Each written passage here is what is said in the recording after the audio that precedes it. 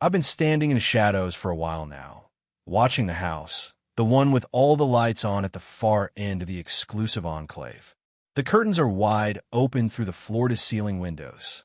I can see the party in full swing. A glittering scene of clinking glasses and manufactured laughter. Impeccably dressed men and women hold their cocktails, making small talk over the thrum of the music. The woman in the champagne-colored backless dress is my wife, Chloe. She's pressed up against a man in a crisp white shirt, her laughter loud and unrestrained. The man's hand rests on the small of her back, his thumb drawing slow, deliberate circles. This is the first time I've ever followed her. It all started 3 hours ago at 9 o'clock. Chloe told me she was going to a girls' night at her best friend's place. I didn't think anything of it, not until I happened to see the new dress, changed into a dress that cost over $3,000. I hadn't bought it for her, and knowing her as I do, she would never wear something that revealing, that overtly sexual, to a casual get-together with her friends. I followed her car, keeping my distance all the way out here. The Crestwood Estates in Greenwich, Connecticut, prime real estate for the city's ultra-rich. Ethan, are you being paranoid? I tried to reason with myself, but the knot in my stomach only tightened. Just then, the man in the white shirt leaned in and whispered something in Chloe's ear. She laughed, nodding, and they exchanged a look before heading toward the staircase. My heart ceased. After a moment's hesitation, I decided I had to see this through. As a senior executive at a major corporation, I know a thing or two about the security systems in places like this. It didn't take long to find a blind spot in the surveillance. I slipped over the wall and into the manicured grounds. Using the darkness as cover, I made my way around to the back of the mansion. The glass doors to a second-floor terrace were wide open. The sound of music and suggestive laughter drifted out into the night. I held my breath and crept closer, and then I saw it. Chloe and the man were locked in a passionate kiss. Her arms were wrapped around his neck, her body molding against his. She was the aggressor. "Julian, you're terrible," her playful, breathy voice carried on the air. The man chuckled. "Baby, what's the husband doing tonight? Burning the midnight oil again?"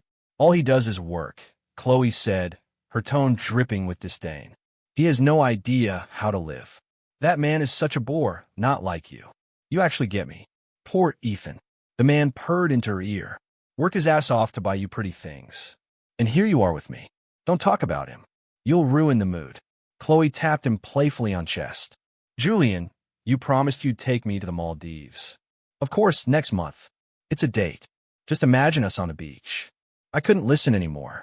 It felt like someone had driven a fist straight into my chest. A suffocating, brutal pain.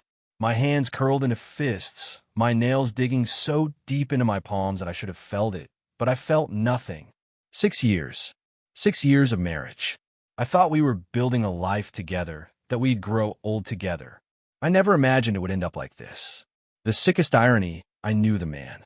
Julian Croft, a notorious playboy heir to a local real estate fortune, a minor name in business circles. I met him once at a charity gala. He had shaken my hand, raised a glass to me, and said he admired my professional achievements. And now he was upstairs kissing my wife. I forced myself to be calm. Pulling my phone from my pocket, I aimed it at the terrace. I took several pictures and a short video. Then I turned and walked away. As I passed a marble fountain, I caught my reflection in the water. Dressed in a tailored suit, my face a rigid mask. I looked like a pathetic clown. On the drive home, I pulled over to the side of the road and slammed my hand against the steering wheel again and again. I didn't stop until my palms were raw and throbbing. Staring at the pictures and the video on my phone, I started to laugh. "All right, Chloe, you just handed me the perfect opportunity. Don't blame me for being cruel." I didn't confront her. Not yet. Over the next few days, I began a systematic investigation. I hired a private investigator. I had him pull her call logs, vehicle GPS history, and credit card statements. The results were staggering. They had been seeing each other for over 6 months. During that time, there were dozens of dinners at Michelin star restaurants and countless luxury gifts from Julian. The bags and jewelry alone were worth hundreds of thousands of dollars. No wonder Chloe kept saying she was having a good year with her investments and wanted to treat herself. And like a fool, I was happy for her. What sent a hot spike of rage through me was the discovery that they had taken a trip to the Bahamas together. Just last month, Chloe had told me she was going on a wellness retreat with her friends. The thought of them together on a white sand beach made me want to kill them both. The investigator also sent a video file. It was from a waterfront restaurant at a resort. In the video, Julian had his arm wrapped around Chloe, showing her off to a table of his friends. "This is my new girl," he was saying. "Beautiful, right? Isn't she married to some corporate guy?" One of them asked with a laugh. "Who cares?" Julian said, looking smug. "Her husband's a workaholic drone. He has no idea. Poor Ethan is probably crunching numbers in the office right now." The table erupted in laughter. Chloe didn't even seem angry. She just snuggled deeper into Julian's embrace. "Julian, you're so bad. Baby, you're my woman. Nobody's taking you from me." I closed the video. If I watched anymore, I was afraid I'd lose control. When I got home that evening, Chloe was trying on a new dress. Seeing me, she ran over and threw her arms around my neck. "Honey, what do you think? Do you like it?" I choked back my disgust and forced a smile. "It's beautiful." "How much was it?" "A little over $3,000. But I paid for it myself." "My own money," she said with a proud little smile. I stared at the dress. It was the one she'd worn to the party. How perfect! Spending her lover's money to buy a dress to wear for her lover. "My wife's becoming quite the businesswoman," I said, my voice even. "Of course, I want to contribute too," she said, standing on her toes to kiss me. "You work so hard, honey. I want to do my part." I just smiled faintly. Watching her turn away, I wondered if she could act this naturally now. Was our entire marriage just a performance? For the next few days, I continued gathering evidence. At the same time, I started laying the groundwork for what was to come. I was going to give this perfect couple the takedown they deserved. I came home from work one evening to hear Chloe's voice coming from the bathroom. She was on the phone. "Julian, where are we going this weekend?" "Stop it. You're so bad." "But I like it. My husband, he's been acting a little weird lately. Always staring at me." "Don't worry. He's so clueless. How could he possibly find out? Besides, he's obsessed with his reputation. Even if he knew, he'd never make a scene." Hearing her light, dismissive laugh, I felt a murderous impulse rise in my chest, but I told myself to stay calm. It wasn't time yet. I quietly backed out of the apartment and then re-entered, slamming the door shut. "Honey, you're home," Chloe called out, emerging from the bathroom wrapped in a towel. "I just finished my shower. Want to take one?" I nodded. "Sure." Looking at my own haggard reflection in the mirror, a cold smile spread across my face. "You think I want to make a scene, Chloe? Let's see just how big of a scene I can make." It was Saturday. Chloe started putting on her makeup first thing in the morning. "Honey, I'm going to a girls' night tonight. I might be back late," she said, carefully applying her eyeliner in the mirror. The same old excuse. My investigator had already informed me there was a party tonight at an estate in Greenwich, a favorite haunt for Julian Croft and his trust fund friends to indulge their vices. I watched her meticulous preparations. "Do you want me to give you a ride?" I asked suddenly. Her hand slipped, smudging the eyeliner. No, that's okay. I could drive myself. It's your day off. You should relax." I walked up behind her, meeting her eyes in the mirror. "You've been going to a lot of parties lately. Am I getting too boring for you?" She spun around, a practiced smile on her face, and wrapped her arms around my neck. "Of course not. I just don't want you to be tired. You work so hard. I'd never want to interrupt a rest." I cupped her chin in my hand. "Is that so? Then cancel tonight. Stay home with me." Her eyes darted away. "I don't know if I can. We already made plans." "So what? Call your friend and tell her something came up," I said, lowering my head to kiss her. She flinched for a split second before responding. I could feel the resistance in her body. How ironic. She used to love kissing me. Now, it was clearly a chore. I pulled away and smiled. "I'm just kidding. Go have a good time." She visibly relaxed. "You're the best, honey." As I watched her drive away, I pulled out my phone and sent a single text. "It's on." At 9 o'clock sharp, I arrived at the Crestwood Estates. Just as I expected, Chloe's car was parked out front. Through the massive windows, I could see her on the dance floor, slow dancing with Julian Croft, their bodies pressed close. I walked up to the front door and rang the bell. A man I didn't recognize opened it. He blinked in confusion. "Can I help you?" "I'm here to pick up my wife," I said with a pleasant smile. He looked bewildered, but stepped aside to let me in. The music was deafening. No one noticed me at first. I stood by the entrance, my eyes fixed on the couple in the center of the room. Julian's hands were roaming freely over Chloe's back as they whispered and laughed. Suddenly, someone recognized me. "Hey, isn't that Ethan Vance?"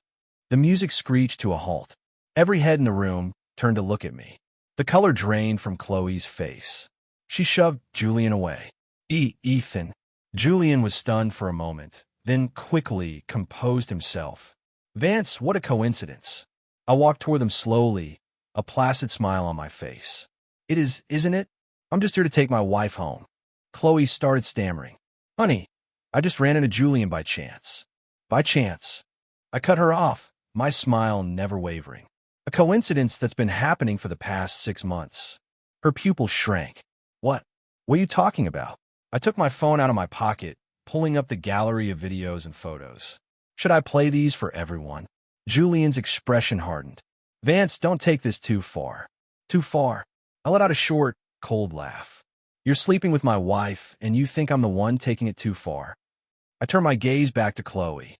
"Honey, you said I'd never make a scene. Well, here I am. What do you think I should do now?" Chloe was trembling. "Ethan, I was wrong." "Wrong?" I shook my head. "Is that all you have to say? No more comments about how I'm a bore or that I don't know how to live." Her face was as white as a sheet. You know everything." "I know everything," I said, each word deliberate and sharp. "And this is only the beginning." Julian suddenly sneered. "What's that supposed to mean, Vance? Is that a threat?" I looked him straight in the eye. "Mr. Croft, what do you think would happen if I sent these photos to page 6? His face fell. "You wouldn't dare." "Why not?" My smile was ice. "Worst case scenario, this boring old workaholic gets to have a little fun with you." The room was dead silent. Everyone was holding their breath, watching us. Julian gritted his teeth. "Vance, don't think I'm afraid of you. The Croft family name means something in this city."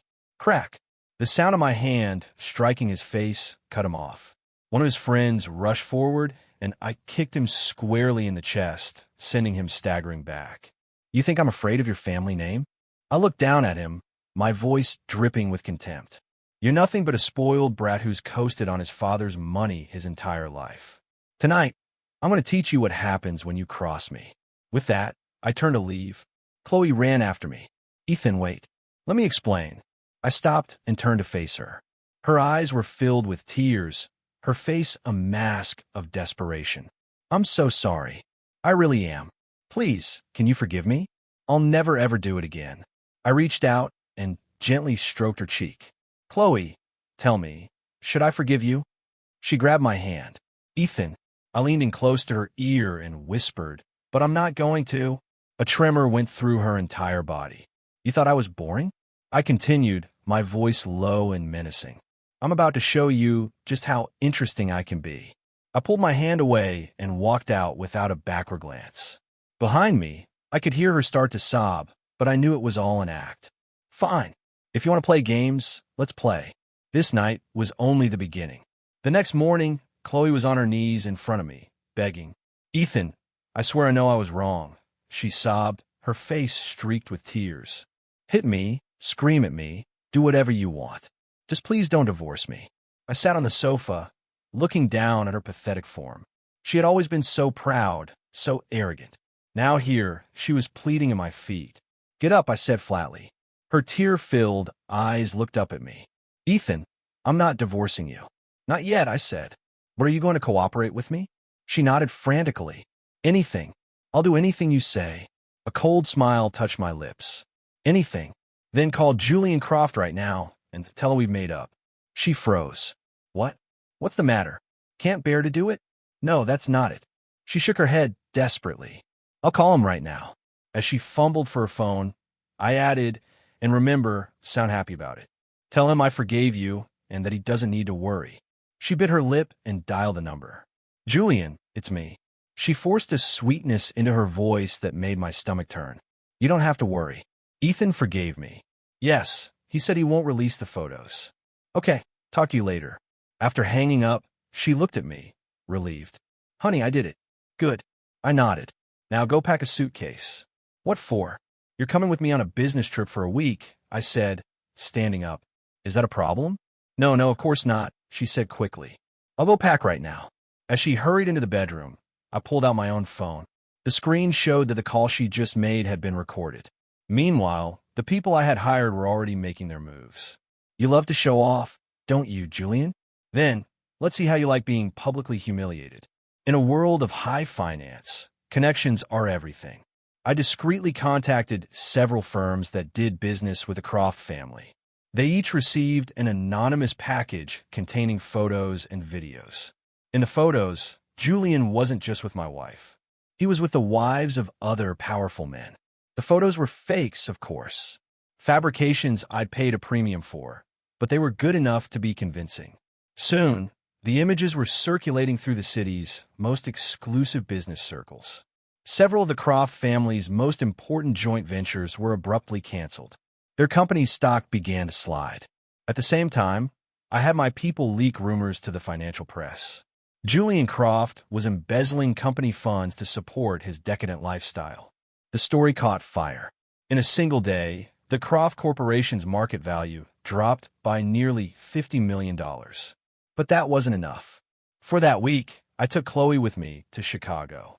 It was a business trip on paper, but in reality, it was to give her a rock-solid alibi because Julian Croft's most important real estate project was about to have a very serious accident. Honey, you seem to be in a good mood lately, Chloe said one evening, testing the waters. I put my arm around her. That's because I have my wife with me. She leaned against me. Ethan, have you really forgiven me? Of course, I said, kissing her forehead. Let's just put the past behind us. Tears of gratitude welled in her eyes. Oh, Ethan, I promise I'll make it up to you. I smiled inwardly. Chloe, you fool. Did you really think I could ever forgive you? You're nothing but a pawn in my game. On the 7th day on the flight back to New York, I got a call. Mr. Vance, it's done. A genuine smile finally broke through. Excellent work. After I hung up, Chloe snuggled closer. Who is that, honey? Just work? I said, pulling her in. You must be exhausted after this week. Not at all, she purred. As long as I'm with you, I'm happy. I looked at her, at this masterpiece of an act she was putting on, and said casually, by the way, have you heard how Julian Croft is doing? Her body went rigid. I have no idea. Really? I said playfully. I heard his company is in some serious trouble. Is that right? Her voice was trembling slightly. Yeah, something about financial fraud, I think, I said as if discussing the weather. The SEC is getting involved. Her head shot up. What? I sighed dramatically. You know how these trust fund kids are. They don't know the first thing about running a business. All they know how to do is chase women. Looks like it finally caught up with him. She bit her lip, saying nothing. I knew exactly what she was thinking. That's right. Julian Croft was finished. I had fabricated a trail of evidence within his flagship project, leading investigators directly to a clear-cut case of investment fraud. He was probably in federal custody by now. But the best part was yet to come. Just you wait. The real show is about to start. As soon as we got home, Chloe's phone rang.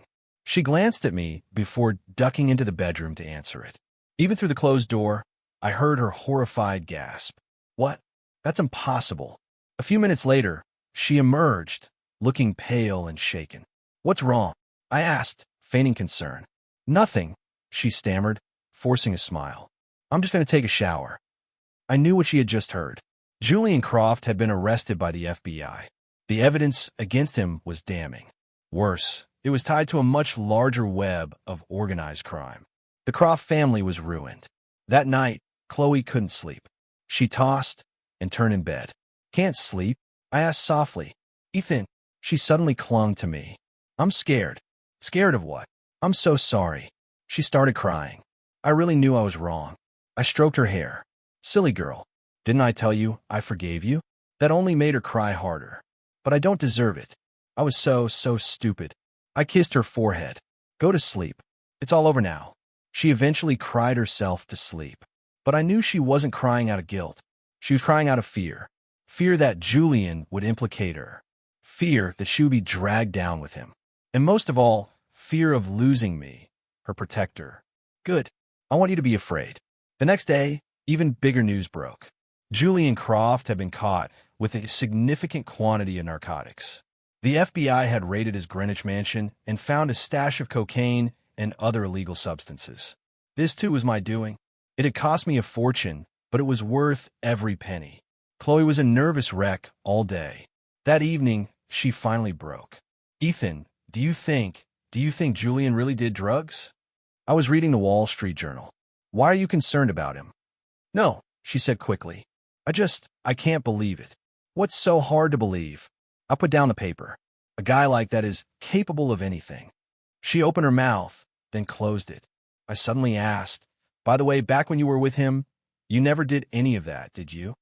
Her face went deathly pale. No, absolutely not. I nodded. Good, because if you did, you'd be part of the investigation. She was trembling uncontrollably. Of course, I said.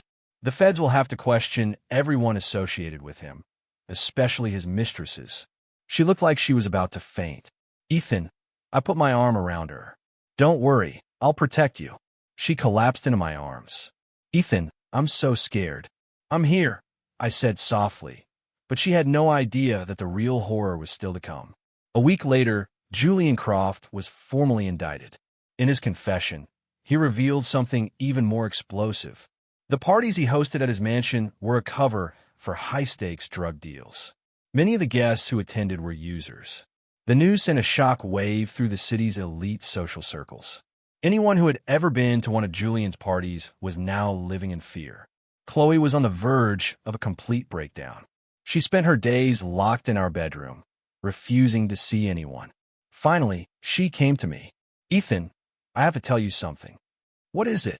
I went to his parties, she said, chewing on her lower lip. But I swear I never did any drugs. My face was a mask of stone. How many times, Jay? Just 3 times? Liar, I said coldly. It was at least 10. She stared at me horrified. How? How did you know? I had you investigated, I told her. You always dressed to the nines for those parties, didn't you? She started to shake. Ethan, please, you have to help me. Ow. I shot back. The evidence the feds have. You think I can make it disappear, but they won't find anything. I really didn't do it, she sobbed. Just then, the doorbell rang. I opened the door to find 2 federal agents standing there. Good evening. We're with the FBI. We'd like to ask Miss Chloe Vance a few questions. Chloe crumpled to the floor. I helped her to her feet. Cooperate with the investigation. The agents took her away. As I watched the black sedan pull away, I took out my phone. Has the video been sent out? Sent to all major news outlets. The voice on the other end confirmed. Good. I hung up and opened a news app on my phone. Sure enough, a bombshell video was already going viral. It showed Chloe dressed provocatively, getting intimate with Julian Croft at a wild party. In the background, though blurred, figures could be seen snorting a white powder. Chloe's face, however, was perfectly clear. The comments section exploded. OMG, isn't that Chloe Vance, the socialite? Wait, isn't she married to who again? An exec at Vance Capital. Poor bastard. She cheated on him and does drugs. Wow. I hope her brand sponsors see this and cancel. Within an hour, Chloe's Instagram was overrun. All of her brand endorsement deals were terminated. Fashion magazines pulled her editorials from their websites. The same media outlets that had once celebrated her were now crucifying her for her moral failings. Late that night, the agents brought Chloe home.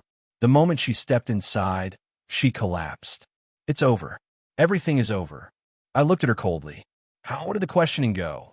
I told them I didn't do any drugs. She wept. But that video online, I saw it. I said, "You're famous." Her head snapped up, her eyes blazing with a new kind of fire. It was you, wasn't it? I raised an eyebrow. What was me? You leaked the video, she shrieked. You knew everything all along. You're getting revenge on me. I started to applaud slowly and deliberately. Finally figured out, have you? She lunged at me like a wild animal. Why? You said you forgave me. I shoved her away easily. Forgive you? Do you think you deserve it? She fell to the floor in a heap. You're so cruel. Me cruel? I sneered. What about when you were betraying me? Was that not cruel? I know I was wrong, she begged, crawling toward me. Please, just help me. It's too late, I said, looking down at her. And this is just the beginning, she trembled. What else are you going to do? You love money more than anything, right? I smiled. So, I'm going to make sure you don't get a single cent. I pulled a stack of papers from my briefcase. This is our divorce agreement, I said. You will waive your right to all marital assets, including your investments and personal savings. Never, she screamed. That's my money. Are you sure about that? I produced another file. Or would you prefer I send this to the FBI? She looked at the documents, and her face went ashen. It was irrefutable proof that she had helped Julian Croft launder money. You had this ready the whole time, she said, her voice hollow with despair. That's right, I nodded. I've been preparing this since the day I found out you were cheating. So, your forgiveness, it was all a lie? Of course, I scoffed. Did you really think I would forgive a woman who betrayed me? She broke down, sobbing uncontrollably. Ethan, you're heartless. Takes one to know one, I said, tossing the divorce papers at her. Sign them, and I won't give this evidence to the feds. With a trembling hand, she picked up the pen. The moment she signed her name, I turned to leave. Ethan, she screamed at my back. I hope you're out in hell. I paused at the door. You think this is over? She froze. This is just the beginning, I said. You love being the center of attention, don't you? Well, I'm going to make you the star of the show. Then I walked out and didn't look back. The next day, an even bigger storm hit. An anonymous source leaked information that Chloe hadn't just been involved with Julian Croft, but with several other wealthy businessmen as well. Photos, videos, and incriminating text messages were published online. Though she vehemently denied it, the evidence was overwhelming. The social world that had built her up promptly cast her out. The once revered goddess of high society became a pariah, a target for public scorn. She came to find me in my office. Ethan, what exactly do you want from me? She asked, looking gaunt and haunted. I told you. I wanted you to know what it feels like to be the center of attention, I said calmly, sipping my espresso. Do you have any idea what my life is like now? She hissed. People point and whisper at me on the street. Isn't that what you always wanted? I smiled. She was shaking with rage. I'm telling you one last time. Let me go. Let you go. I set down my cup. When you betrayed me, did you ever think about the consequences? I know I was wrong. She suddenly dropped to her knees. Please, I'll do anything. I looked down at her. Anything? Yes. She grabbed the leg of my pants.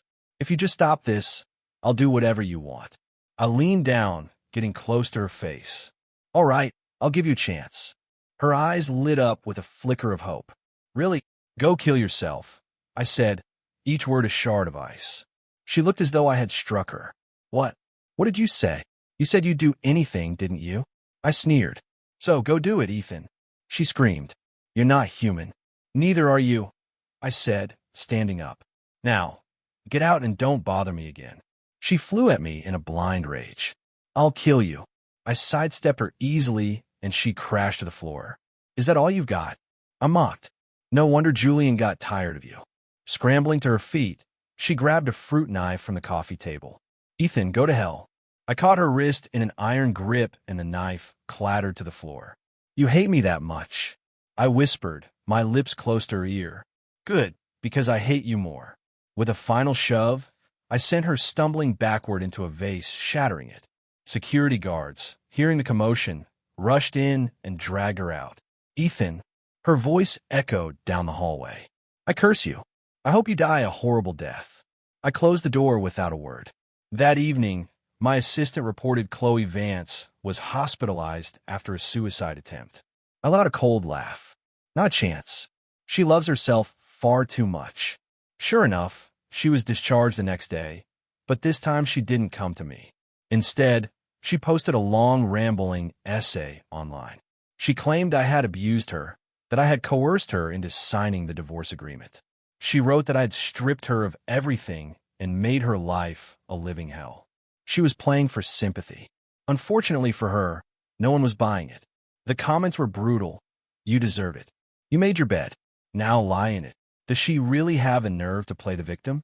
Her social media accounts were so flooded with hate that she had to shut them down. She came to see me one last time. Ethan, let's call a truce, she said.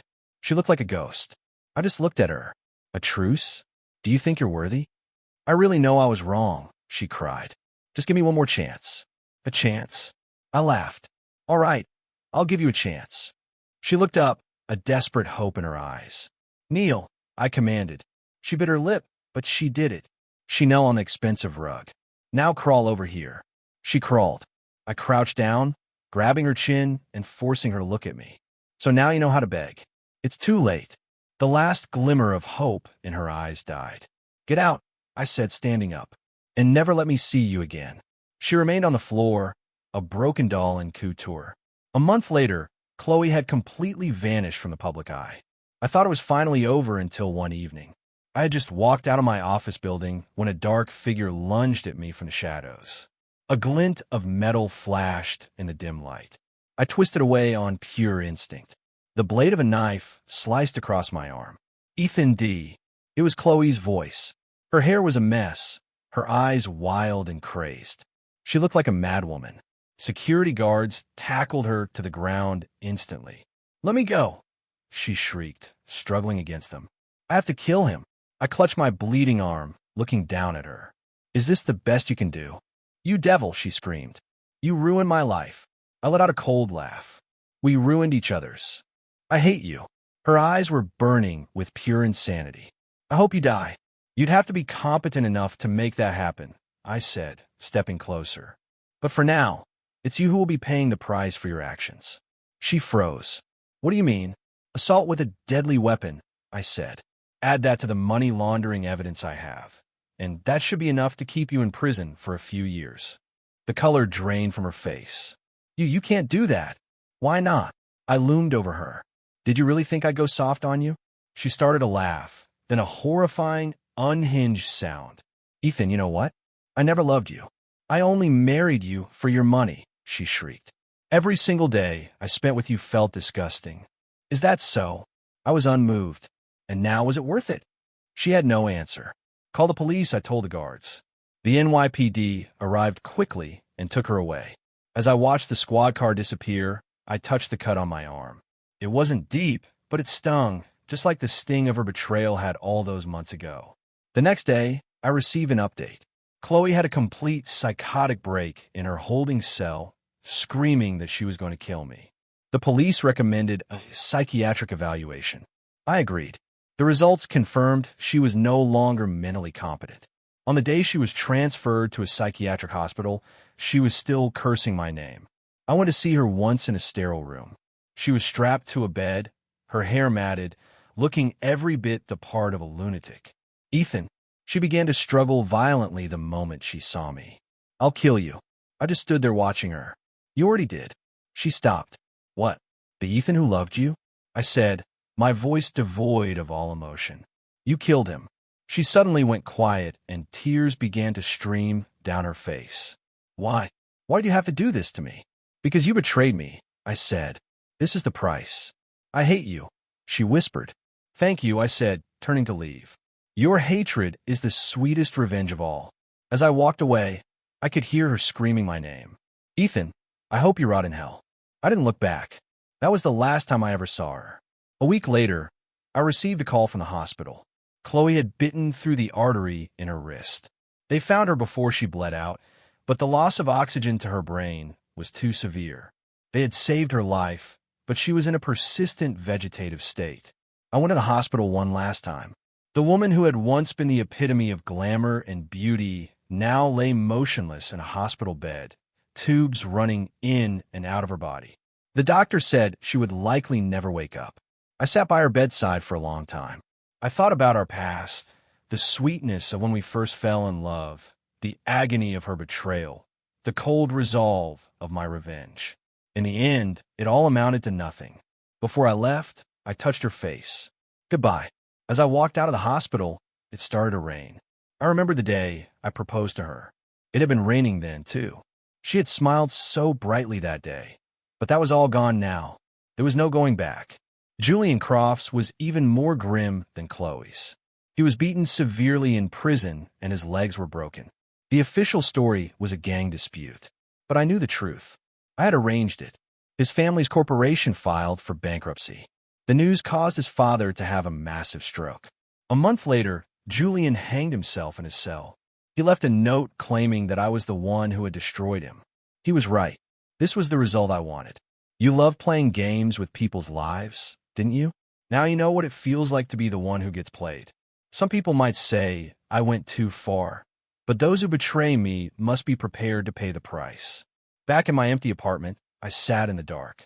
On the table was a single photograph, our wedding photo. Chloe was in a white dress, her smile radiant and full of happiness.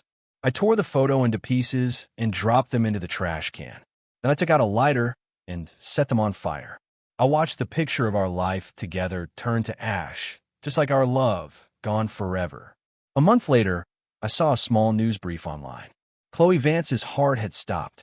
The doctors said it was as if she had simply lost the will to live. I attended the funeral. As I watched her casket being lowered into the ground, I felt nothing. The Ethan who had loved her was already dead. On the drive home, I passed by the Crestwood Estates, the place where I had first discovered her affair. The mansions were still there, lit up against the night sky, but the people were gone. I allowed myself a small, bitter smile. You always loved a good party, didn't you, Chloe? Well, now it's quiet forever. Life went on. I continued to live. I went to work on time and came home on time until one day I overheard some colleagues talking in a break room. Did you hear about the Croft kid? The one who went to jail? Yeah, killed himself, didn't he? Good riddance. He got what he deserved after all the crap he pulled. It's a shame he dragged so many people down with him. That socialite, his mistress, she went crazy. You mean Chloe Vance? I heard she died, too. Karma__, I guess. I picked up my coffee and walked away, my expression unchanged. Yes, Karma. This is the price of betrayal. Sometimes I wake up in the middle of the night and wonder, what if I had never found out about the affair? What if I had chosen to forgive her? Would things have been different? But I know it's a pointless question. Some things, once broken, can never be fixed. Like a shattered mirror, the cracks will always remain. I opened the window and lit a cigarette. In the distance, the lights of Greenwich still sparkled brightly. Somewhere out there, a party was in full swing. But she would never be there again.